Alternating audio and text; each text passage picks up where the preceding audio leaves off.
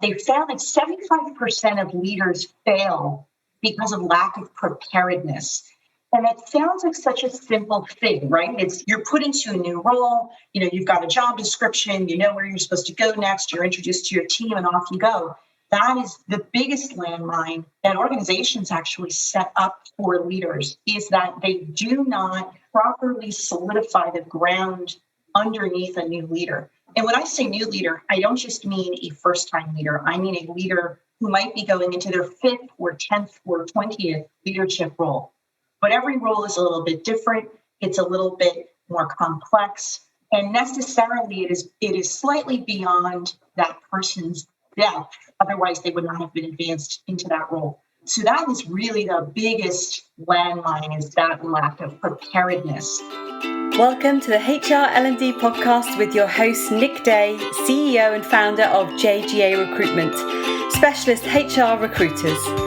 Tuning into the HR L&D podcast will help you to discover strategic growth concepts, leadership development strategies, and the values and behaviours that drive organisational change and success. Together, let's empower our workforces, diversify our thinking, and achieve significant HR success. Hello and welcome back to the HR L&D podcast. My name is Nick Day, founder of leading HR recruitment agency, JGA Recruitment, and of course, host of this HR L&D podcast. Now, with more than half of all new leaders failing within their first 18 months due to a lack of preparedness, today I'm joined by Claire Chandler, who is a qualified HR leadership expert who helps companies implement a repeatable, scalable system that turns new leaders into performance accelerators. Absolutely love that. She fixes the plug and pray method of deploying talent so that companies can become the revenue generating machines that they really wish to be. She's the president and founder of Talent Boost. We're going to find out a little bit more about that during the course of this podcast. And basically, she's able to leverage over 25 years of expertise in people leadership, human resources, business ownership to boost leadership alignment and effectiveness. She's got effective expertise in organizational development, organization, executive coaching, leadership development, communication strategy, and a whole lot more besides. She's also the author of The Whirlpool Effect, Inspire the Flow That Boosts Company Performance, and co-author of The Leading Beyond a Crisis, a conversation about what's next. We're also going to talk a little bit about her latest book as well later on in the podcast as well. Without giving too much away too soon, Claire, welcome to the show. How are you feeling today? Thanks, Nick. What a great introduction. It's so great to be here. Fantastic to have you. I'm going to start with a real soft question just to ease us into the harder stuff to come. So I want to just wonder if you can just sort of give the listeners a bit of background to your expertise, a little bit about what's led you in your journey to joining me on the show here today. Sure. Great question. And thank you again for having me. So I am a self-professed corporate survivor, meaning that I spent close to 2 decades in corporate America, so the earlier part of my career. And it was such a great experience, although I swore to anyone who would listen I would never work in corporate America. It was a little bit too buttoned up for my personality, et cetera. But lo and behold, there I was. That's where the opportunities were. So I spent close to 20 years in corporate roles, everything from communications and marketing to customer service, customer relations, and then several years in human resources, which is really where I collided with my passion, which was all things talent development, leadership effectiveness, succession management, all the ways that companies can really boost the level of the talent within their organization from the top leadership on down to the frontline individual contributor. And so in 2011, I decided to break free of the corporate box and strike out on my own. And 2 years later, I formed my company, Talent Boost. And that is my primary focus, is really to tap into the success DNA of a company, let it shine forth, and really help leaders and individual contributors at all levels to accelerate their performance to achieve the company's mission. Amazing. And I think it's fair to say you're very, very passionate. And for those, I will obviously direct them to your website later, but about all things related to leadership, which is such a hot topic at the moment. We're going to get a future of work and leading teams remotely now, which is kind of a new, I guess, type of leadership for many individuals who are used to office management. But you've just released a book called The Decision Dashboard. And in that book, you state that many leaders fail at an alarming rate because they trip over the same 3 landmines over and over again. So what I'd like to know is, what are those 3 sort of major landmines that people constantly trip over? And why is it that so many leaders fail in that opening 18 months? Yeah, such a great question. It was what drove me to write the book. It was really based on conversations that I have had for many, many years now with leaders, and through my work with leaders, trying to not just uncover those landmines, but to really solve those landmines, so that leaders can make the impact that they really want to make. The real answer is, if you talk to some of these leaders, and McKinsey and Company has done a lot of studies, of course, they found that 75% of leaders fail because of lack of preparedness. And that sounds like such a simple thing, right? It's, you're put into a new role, you've got a job description, you know where you're supposed to go next, you're introduced to your team, and off you go. That is the biggest landmine that organizations actually set up for leaders, is that they do not properly solidify the ground underneath a new leader. And when I say new leader, I don't just mean a first-time leader. I mean a leader who might be going into their 5th or 10th or 20th leadership role. But every role is a little bit different. It's a little bit more complex. And necessarily, it is slightly beyond that person's depth. Otherwise, they would not have been advanced into that role. So that is really the biggest landmine, is that lack of preparedness. That's interesting. What are the other 2 major landmines then we need to look out for? So preparedness clearly being the major. I'd like to jump back to that in just a moment. What are the other 2 sort of key landmines that you found in your expertise are often things that the companies are tripping over?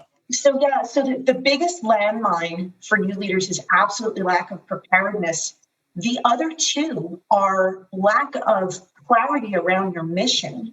And that does not mean, pop quiz, what's your mission statement, that a leader is able to recite it, but lack of clarity around their own mission. What is it they are put into that leadership role to accomplish?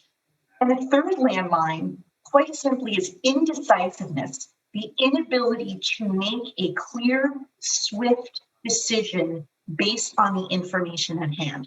So those are the 3. It's lack of preparedness, lack of mission clarity, and indecisiveness.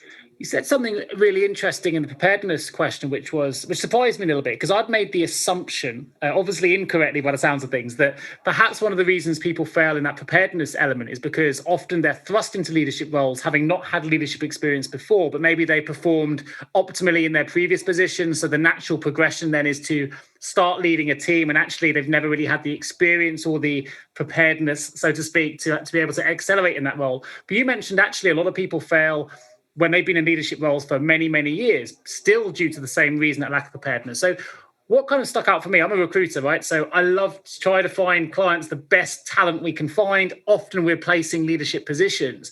What can hiring managers, what can organizations do then to help them find the best candidates for the right leadership roles? Are there things they can be looking out for? Yeah, so you said 2 key words right there in that question. One was best and one was right. And I think a lot of companies err on the side of they want to find the best candidate, the biggest rock star, the person who absolutely crushed it in their last role, in their last company, in their last team. And unfortunately, best in the past does not necessarily mean the right talent for you. So I would encourage all recruiters, all companies, all hiring managers to swap out that word best with the other word you used, which is right. You can have an absolute rock star, and I've seen this in leadership roles. I've certainly seen this in sales roles, where you've got somebody who is an absolute rock star and they completely crash and burn in their new role or in a different company. And why is that? Because there's a misalignment between what they are great at and what you are expecting of them. And that might be from a skills standpoint. It might be cultural. And I know a lot of people hear that word culture and they say, oh, that's such a squishy HR term that doesn't really mean anything. It doesn't translate into any tangible business outcomes. But I would argue that mismatch between, what personally drives a leader at any level in an organization and how that could contribute to advancing a company's mission it is fundamentally important to get that alignment. So from your perspective then, and interestingly, obviously in the context of HR professionals that are listening to this in particular, do you think that there's a disconnect then at the moment between HR and the people they're placing in leadership roles? Is that something they need to work on or something they need to try and identify? There is an enormous disconnect between the HR teams who are tasked with identifying and deploying leaders and the leaders themselves.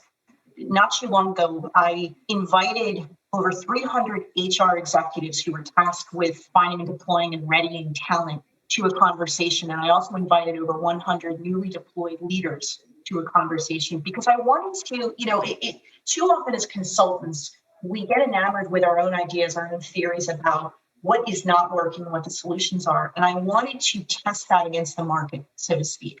So I invited these professionals to these conversations and I said, tell me about your experience.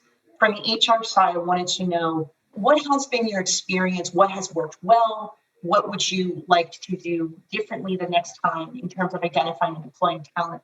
And then I also asked the leaders similar questions. I said, if you had it to do over again, what would you have done differently?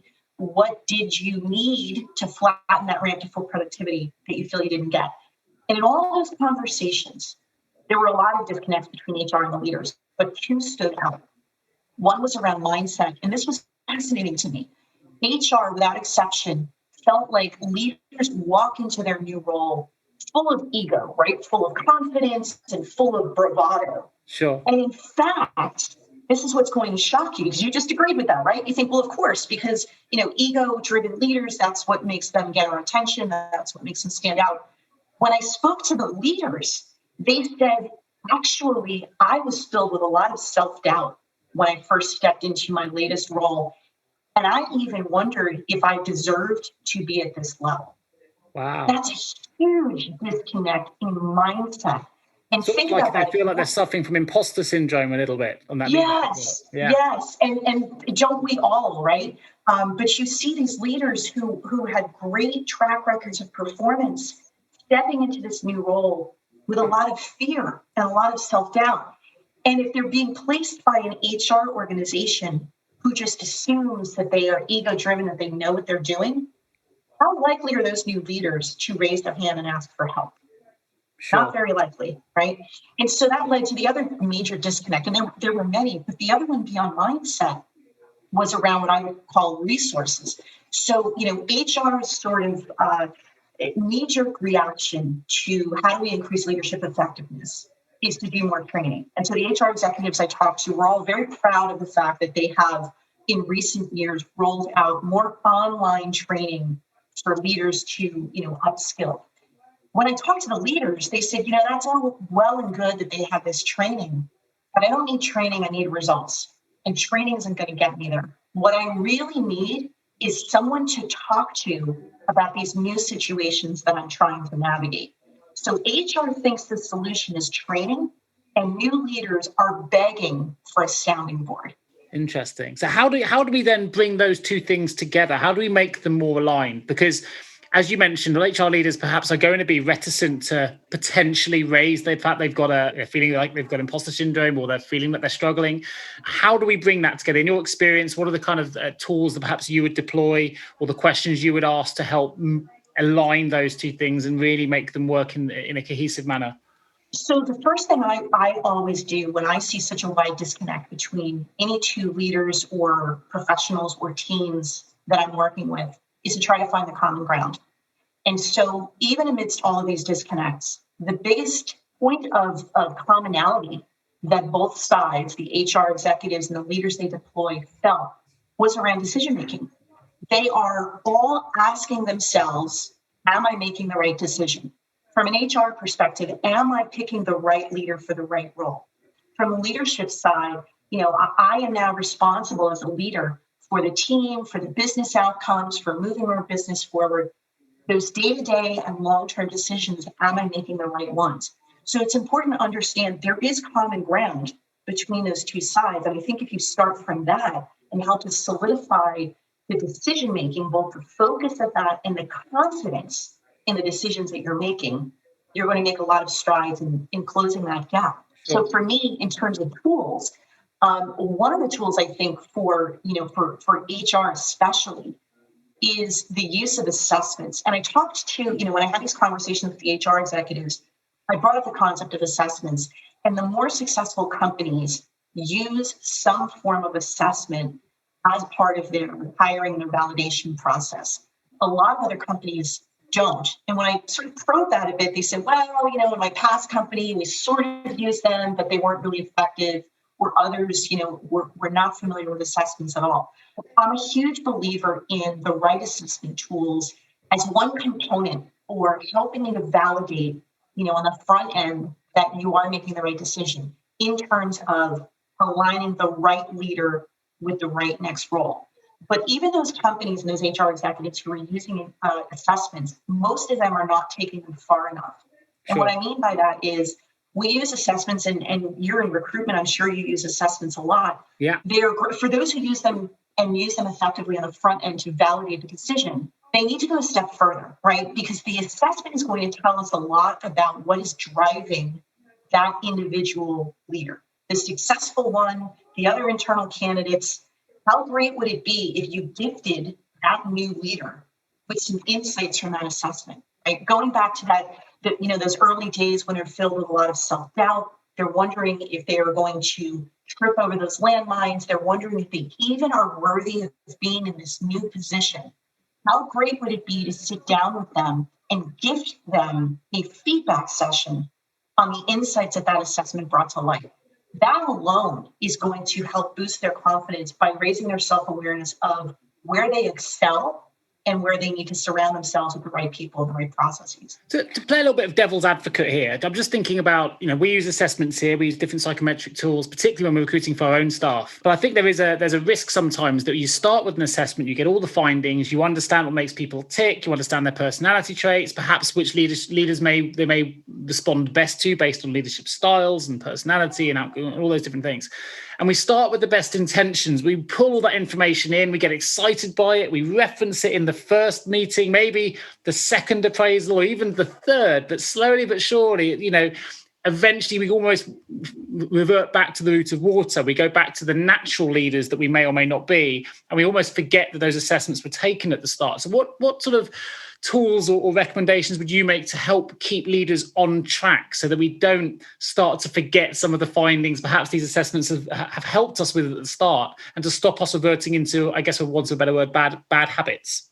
I love that question, and you're so right. I think the most well-intentioned teams and companies may start out strong with something like an assessment tool, and then ultimately loses steam.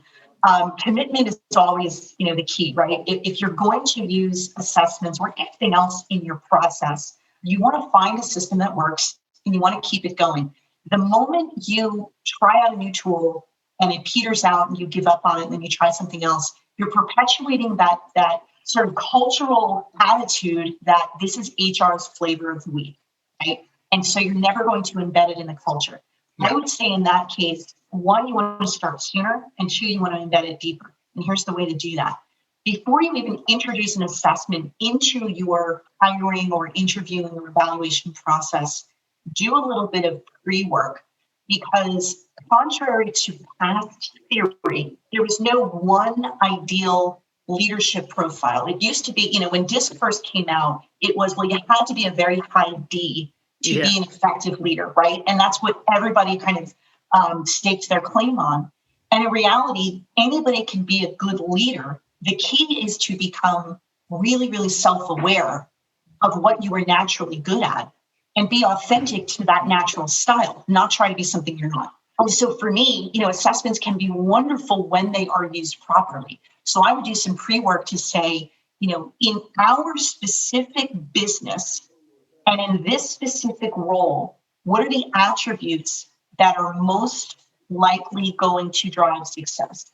And once you identify those attributes, then you assess based on who naturally has those attributes, as part of their natural skill. So do a little bit of pre-work before you introduce the assessment. And then the assessment itself, if you have a good one, and there are many, many good tools out there, and I have a suite of them that I swear by, but they are not the only good ones out there. But once you've introduced those, follow through. invite those leaders to take that assessment again annually. And you can even do it so that the feedback session doesn't have to be a heavy lift on the HR team. You can automate that. You can record a couple of, sort of broadly applicable feedback workshops, if you will, that help leaders interpret their own results and invite them to, share their results. I've been using my tools lately to help employees and leaders write their own user's manual. And I know that sounds a little bit weird, but just a one-page, hey, just so you know, this is how I tick. This is what drives me. These are the best ways for you to communicate with me, and this is how I best communicate back. Wouldn't it be great if everybody walked around with a one-page user manual?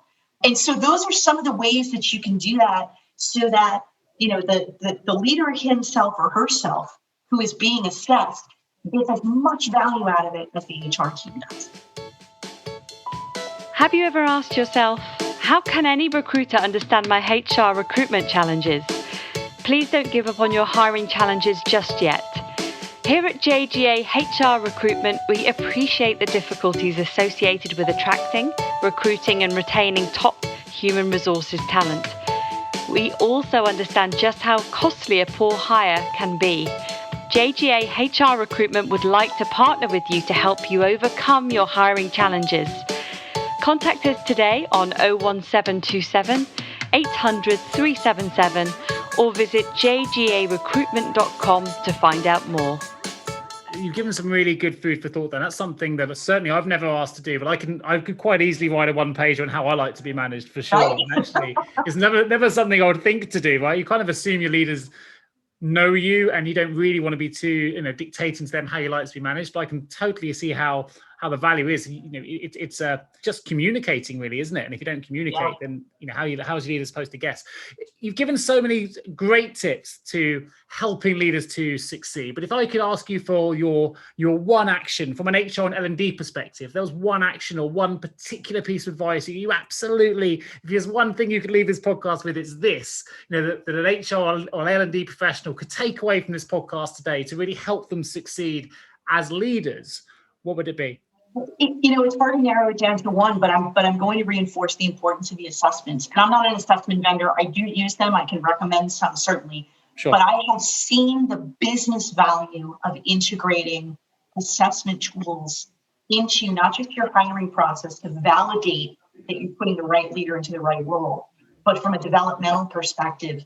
And I'll just, if you would indulge me, I'll just expand, for one more minute on the assessment. Yeah, please.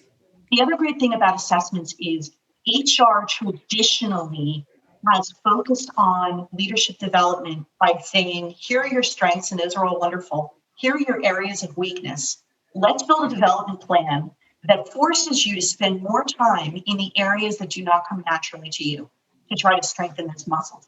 Well, if those muscles don't exist, how motivating could it possibly be to me as a leader who not only has to get my arms and eyes around a new role, but now I have to go find time to spend, more of my energy in areas that do not come naturally to me, that clearly I don't enjoy, right? So the traditional theory around developing leaders is broken.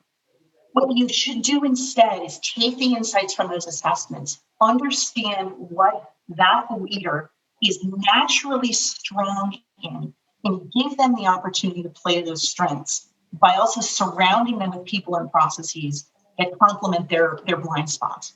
I cannot emphasize enough that assessments, when used right, are going to make you as an HR function look like rock stars. Amazing. There's something actually I saw on your website. For those that aren't familiar, I will put a link in the episode notes, but you can go to www.clairechandler.net, and that's Claire, Claire, Chandler, Chandler.net. Something I absolutely loved on your website, because it's something I'm quite passionate about, and I actually often include this in my own presentations when I give them, which is you've got a whole section dedicated to finding your why, which I personally am already bought into that, right? I love it. It's something I'm really passionate about promoting, because I think when you found your why, you can revert back to it to help support all of your future decision making. But what I would love to understand is, with another why, Why do you think it's so important that leaders can find their why? How can we... Well, I'll let you explain. You've got it on your website, so obviously you have put a lot of importance to this element as well. So take the floor. Why should leaders find their why? I'm so happy that you brought this up, because the why, if you are at all a fan or a student of Simon Sinek, you know that he has built his entire brand around this concept of why. And it is not a fluffy brand. The why is so fundamental. The very first thing that I do with any company that I work with and any leader that I work with one-on-one is to help them find their why. Some companies call it their mission. Some leaders call it their purpose. Whatever you choose to call it, it's the same fundamental thing. At your core, as an individual or as a business, what are you in that position, in that business, in that industry, in that role to accomplish? And so it's really important to understand the why, the purpose of the leadership role that you're occupying. But equally important, it is so fundamental to understand what drives you internally. And when you can align, when I said earlier, it's so important to have the right leader in the right role, not just from a skills standpoint. So, identifying what are the success attributes for that particular role, and does this leadership candidate possess those as natural strengths? That's important. The other piece, though, is, do I, as an individual leader, value things that are in alignment with what the company or the team I'm about to lead values? Does my why fuel your why, and vice versa? You will find that when you are in a role that plays to your strengths, that also feeds your why, you are going to be far more productive. You are going to be much easier to follow as a leader. And at the end of the day, you might feel drained, but you're going to feel drained in such a positive way, because you will have spent that entire day in the zone. And that's where we all want to get to. I love that. It's interesting from a recruitment perspective, and actually just from a communications perspective. I've always been taught, and I've done this for nearly 20 years now, that, the secret behind a great conversation is to ask open questions. But actually, of all the open questions that live out there, the how, what, why, when, where's, why is the most aggressive of those questions? It's the one question as a recruiter you shouldn't ask anyone why, or whether it's family, or because why generally will get quite a defensive answer. It makes you think, oh, well, because I've done it this way. However, it's really important that that's the question in this context, because you need to be aggressive with yourself. If you really need to be firm about asking yourself that difficult question, because then it can really dictate all the actions that follow. And as you say, you can be energized by that, because you can say, well, I've done this because it links to my why. This is why I've done it. This is why I'm passionate about it. And I think you put that brilliantly from a leadership perspective. And I had to ask the question because I think it's so important. So, well, and it's the exact reason that I start my conversations with any company or leader I work with getting the why, that mission clarity. Remember, that's one of the landmines for new leaders, is lack of mission clarity. Understanding as clearly as we can what that why is for the role that you're about to step into and for you personally. Because once you have that defined, it makes communication so much easier. Sure. The one tip, and I'll save your audience hundreds, if not thousands of dollars in management workshops and training. The biggest key to being an effective manager or leader is not just to tell your employees what you want them to do, but tell them why it matters. When I was a people leader back in my corporate days, I literally had a Post-it note right above my computer that said, tell them why. As a reminder to me that it is not sufficient to communicate expectations of outcome to your employees. They have to understand why their sweat equity makes a difference. You have to tell them why. It's such a powerful word. And you've just saved all our listeners hundreds of thousands of dollars. So there you go, Claire. We've got to heard it here first. Well, let's jump into, obviously, I said right at the start, your new book. You recently published The Decision Dashboard. And there is a link that I will put in the episode notes for those that want to find out more about not just the book, but your website as well, because there's so many amazing links to be directed to and so many great resources. But tell us a little bit more about the book. What's it all about? So thank you for bringing it up. So, as I said, I work with a lot of companies and a lot of leaders one-on-one, and especially when you're talking to a new leader. And again, it could be your first leadership role, it could be your 90th leadership role. there was always that feeling of now we know self-doubt, but also that feeling of overwhelm. A lot of people use the analogy of drinking from a fire hose, right? There's all that upfront knowledge intake and information, and who are the people that could make or break my success, our team's success, the company's success, what makes them tick. There are so many different things that we are trying to take in to our environment from around us as a new leader. And so of all the different tools, of all the different frameworks, of all the different exercises, of all the different conversations I've had with leaders that I've worked with over the years, one exercise or framework has stood out.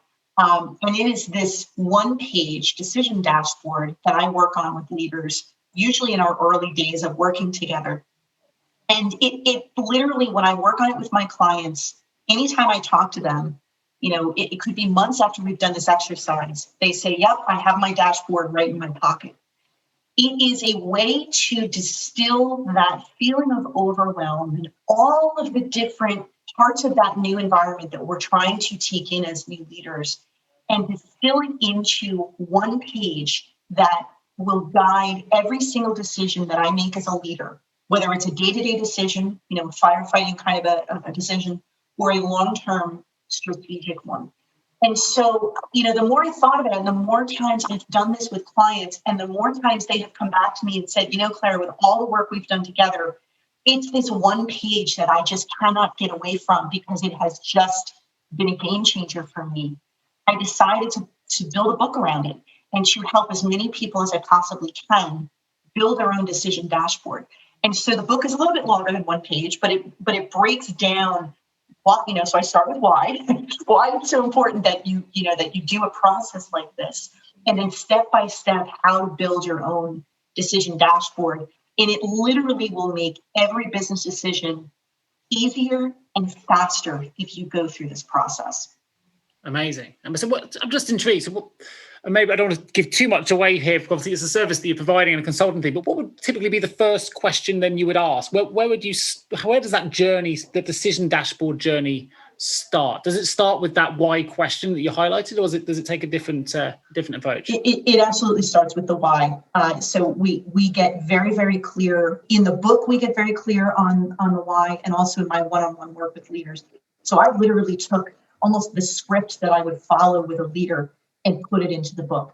But that is absolutely the first step, is to get crystal clear on what it is that your role or your team or your business, depending on the level at which you're building this dashboard, what it is in existence to accomplish. So many leaders and so many companies blow right past answering that question.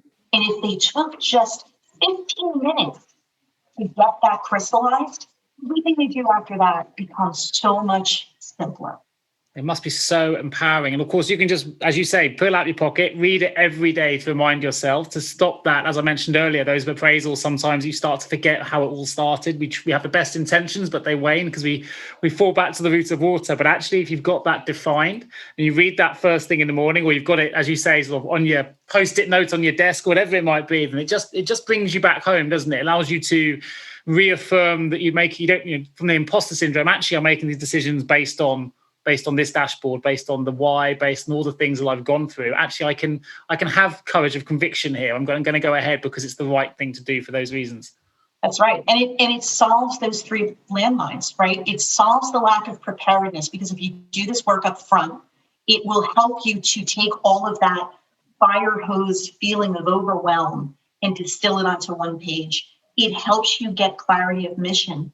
And it absolutely solves one of that third landmine, which is indecisiveness. So many leaders fail to make a decision in a timely, clear way because they say, well, I'm waiting for more information.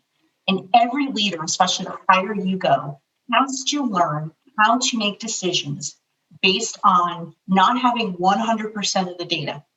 If you build a dashboard like this, you're going to have a mechanism, a consistent framework for processing the decisions you have to make, even when you don't have 100% of the data. Amazing. Well, actually, you've without knowingly, you've brought it full circle, right back from the first question to the last, which is fantastic. I'm assuming I heard it correctly. I think you mentioned that the McKinsey report stated, was it 75% of leaders fail due to that lack of preparedness? Is that correct? That's correct. Wow. So here you go. The dashboard. Listen, what I'd love to do is give some links to where they can find out more about the decision dashboard. Before we get there, I'm going to keep listeners immersed into this with just one question, because I want to open the L&D vault. Opening the L&D vault. Question one within the vault for you, Claire. In hindsight, what's the one thing you now know that you wish you had known when you began your career? It's interesting. It's the same thing that new leaders were telling me in all of these conversations, which is to ask for help sooner. Don't be afraid to ask for help. Great advice. What's the one common myth you often hear in the workplace in relation to leadership, and can you debunk it? I would say the number one thing is if your business is underperforming, you don't necessarily have the wrong talent. You just may be deploying them in the wrong way.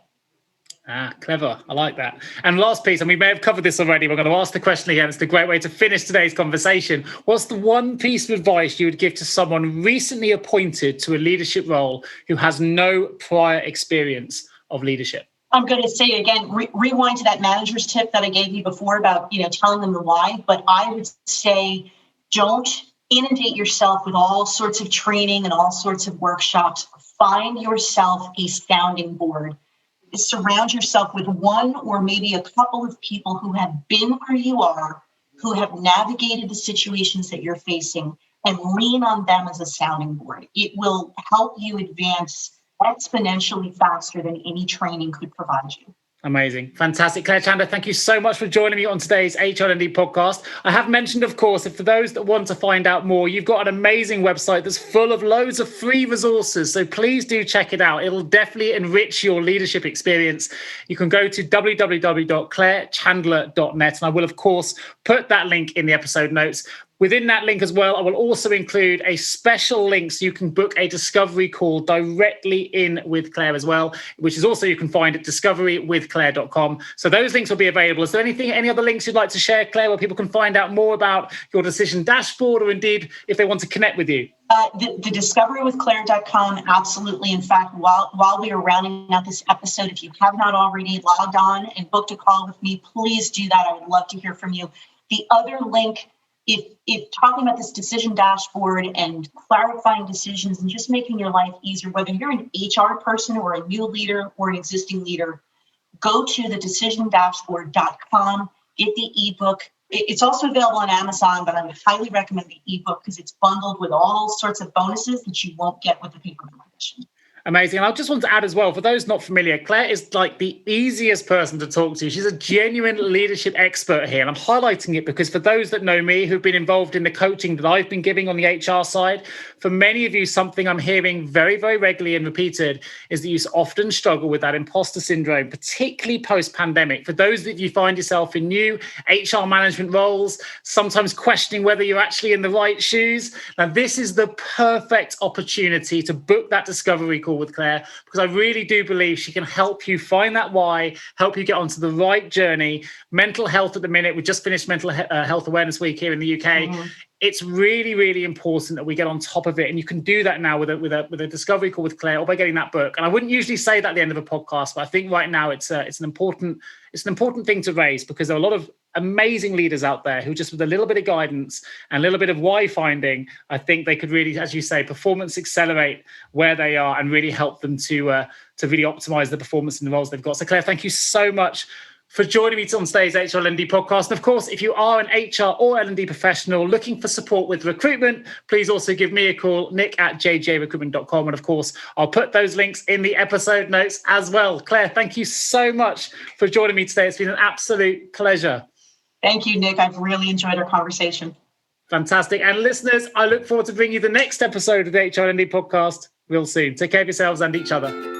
Thank you so much for tuning into the HR L&D podcast with your host, Nick Day, CEO of JGA Recruitment Specialist HR Recruiters. If you need any help with a current HR or L&D vacancy, then please get in touch with Nick and his team. All contact details can be found in the episode notes. In the meantime, to make sure you never miss a future episode, please subscribe to the show through any of your favourite podcast channels. Till next time.